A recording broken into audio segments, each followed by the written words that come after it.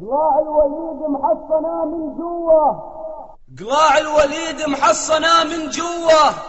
ليد عالراس ويا أرض اشتدي، يا هي بنت خالد من هو لها لقوى، خاب غادر منها من ضدي،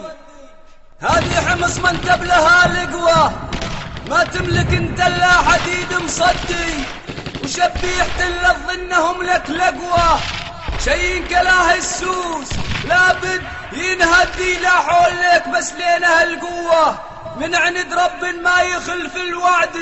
رب وعد يلي مسكوا العروة، واحنا مسكنا نموت وما نرتدي، نطوي حكايا كلب وترك جروة، وحمص ببداية نهايتهم لها وردي، نطوي حكايا كلب وترك جروة، وحمص ببداية نهايتهم لها وردي، اسمع يا غادر صوتها من دوة، حمص انا من هو اللي ذا قدي، هون بالرستن كل مرة ما دلوه، هون التحدي هل من متحدي، هون الخيول المالهن من كبوة، هالصايل النرخي لها بتشدي، عيال خالد ما لنا من غفوة، كل ما احتد الوغان احتدي، عيال خالد ما لنا من غفوة، كل ما احتد الوغان احتدي، شوف بين احمد خلف قدوة، خيال ملي مثلنا لهم عد من اعتلى حوران من فوق صهوة، هدي يا غادر كان بيك تهدي، تشهدي له درع البلد ايش سوى، هو ديان حوران حاضرة لدي، من جباب يصدح بالطيبة دوى، من صماد الصدى لا نافع يودي. أيها الرئيس اتق الله في الشعب، والله لو أن ابنك أصيب بوعكة صحية لما هدأ لك بال حتى تطمئن عليه، فكيف تضحك في خطاباتك وقد قتلت وشردت من أطفالنا وأخوتنا وشيوخنا عشرات الآلاف؟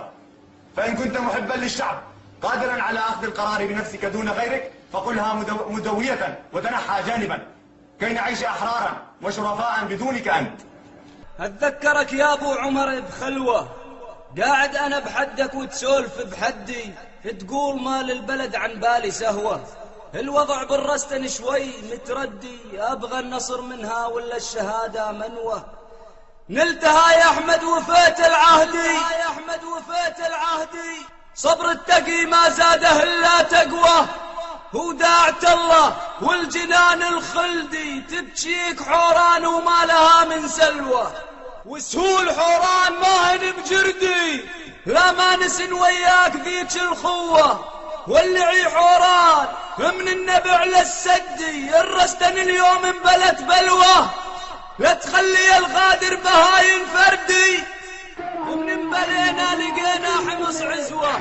هدت ظهرهم والظهرنا سندي، ومن انتخينا كانوا هلا النخوة، نار عليهم والحرنا بردي، هبوا يا الحوران يا أهل المروة، هبوا يا الحوران يا أهل المروة،